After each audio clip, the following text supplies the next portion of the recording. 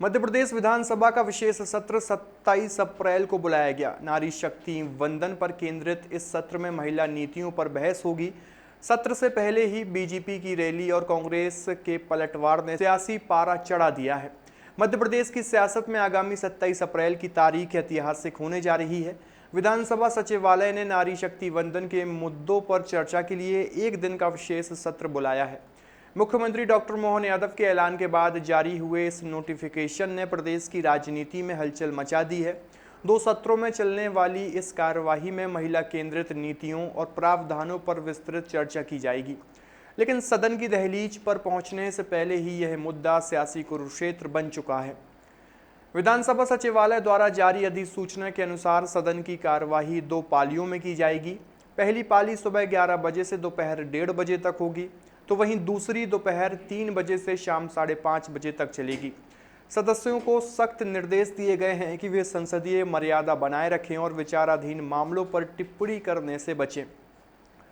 सत्र से पहले भाजपा ने भोपाल में जन आक्रोश रैली के जरिए अपनी ताकत दिखाई। इस दौरान मुख्यमंत्री मोहन यादव ने कांग्रेस पर तीखा हमला बोलते हुए कहा कि जब महिला आरक्षण बिल पास नहीं हो सका था तब कांग्रेस ने इसका मजाक उड़ाया था। उन्होंने प्रियंका गांधी के लड़की हूं लड़ सकती हूं नारे पर भी तंज कसते हुए पूछा कि आज जब महिलाओं के हक की बात हो रही है तो वह चुप्पी क्यों साधे हुए हैं। दूसरी ओर कांग्रेस ने इसे बीजेपी का चुनावी हथकंडा करार दिया है। मध्य प्रदेश विधानसभा में नेता प्रतिपक्ष उमंग सिंघार ने खास सत्र बुलाने पर कई सवाल उठाए हैं। उन्होंने कहा कि नारी शक्ति के नाम पर जब राजनीतिक मौका दिखता है तुरंत खास सत्र बुला लिया जाता है। उन्होंने कहा कि महिलाओं के अधिकार और प्रतिनिधित्व के मुद्दे पर कांग्रेस का रुख हमेशा साफ, मजबूत और एक जैसा रहा है। उन्होंने कहा कि कांग्रेस के टॉप लीडरशिप ने पहले ही साफ कर दिया है कि मौजूदा 543 लोकसभा सीटों पर महिलाओं को आरक्षण दिया जाए। पूरी कांग्रेस पार्टी इसके समर्थन में है। उमंग सिंघार ने कहा कि मध्य प्रदेश में कफ सिरप जैसी घटनाओं में मासूम बच्चों की मौत होती है। गंदे पानी पीने से कई लोगों की जान जाती है। अस्पतालों में नवजातों की सुरक्षा तक नहीं हो पाती। ओबीसी वर्ग के अधिकारों के साथ अन्याय होता है और आदिवासी समुदाय अपने हक के लिए लगातार लड़ रहा है। इन गंभीर और संवेदनशील मुद्दों पर सरकार कभी खास सत्र नहीं बुलाती। सुनिए इस पूरे मामले पर उमंग सिंघार ने क्या कहा। लोकसभा में महिला आरक्षण बिल को 3 दिन चर्चा हुई, पूरा देश देखता रहा, लेकिन भारतीय जनता पार्टी की सरकार इस बिल को पास नहीं करा पाई। क्यों नहीं पास करा पाई? जब 2023 के अंदर जब नारी वंदन करके जो आप अमेंडमेंट लाए थे महिलाओं के लिए, उसमें स्पष्ट था कि जनगणना और परिसीमन के बाद महिला आरक्षण लागू होगा। कांग्रेस ने कभी विरोध नहीं किया। कांग्रेस ने हमेशा महिला आरक्षण को लेके साथ दिया और इसी कारण 2023 बहुमत के साथ पास हुआ था। आज भी कांग्रेस का स्पष्ट मत है।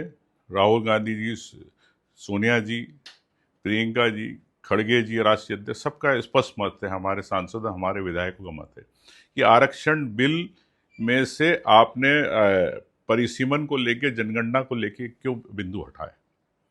क्या बीजेपी चाहती थी कि सिर्फ वो महिला आरक्षण के नाम पर पीछे हम कैसे सरकार में आए, सत्ता में आए, महिलाओं को कैसे सीढ़ी बनाए, ये साजिश थी। इस कारण जल्दबाजी के अंदर इस बिल को लाने का प्रयास किया गया। 543 सीटें हैं, 845 की दूर की बात है। आज 543 में क्या सरकार वापस से अधिवेशन बुलाए लोकसभा का, वापस से आज सत्र बुलाए? और क्यों नहीं 543 पे 33% आरक्षण देना चाहती? अगर आपको जनसंख्या के आधार पर स्पष्ट करना है, परिसीमन के आधार पर करना, पूरे देश में अगर सभी राज्यों को लेकर न्याय करना है, तो आप जनगणना चालू हो चुकी है, जनगणना के बाद कर दे। परिसीमन है, परिसीमन भी हो सकता है जल्दी, लेकिन सरकार सिर्फ चुनावी पैतरे को लेके महिलाओं को सिर्फ सीढ़ी बनाना चाहती है अपनी सत्ता की। अगर महिला सम्मान में बात करना चाहती है, हमारे प्रदेश के अंदर 27 अप्रैल को विधानसभा सत्र बुलाया गया। मुख्यमंत्री जी भूल गए। प्रदेश के अंदर बड़ी बड़ी घटनाएं होती है, लेकिन विधानसभा में चुपचाप बैठे रहते मुख्यमंत्री, उनके मंत्रियों। आज निंदा प्रस्ताव की बात हो रही कि विधानसभा में हम महिला बिल पे लेके गए। क्या मुख्यमंत्री जी, सरकार से पूछना चाहता हूं, क्या यहाँ से एक संकल्प पारित होगा कि महिला आरक्षण को लेकर तत्काल 543 सीटों पर 33% आरक्षण दिया जाए? अगर ऐसा है तो हम मानते हैं हम भी पूरा समर्थन करेंगे। लेकिन सिर्फ निंदा प्रस्ताव, सिर्फ आलोचना के लिए आप सत्र बुला रहे हो। प्रदेश में वही कई घटनाएं हुई, कई मामले हुए, आदिवासियों पर अत्याचार हुआ, आदिवासियों को जंगल जमीन से बाहर किया गया, भागीरथपुरा में दूषित पानी से कई बच्चे, कई परिवार के लोगों की मृत्यु हो गई, उस पर सरकार चुप रही। सिरप पीने से छिंदवाड़ा में कितनी बड़ी घटना हुई, सरकार चुप रही।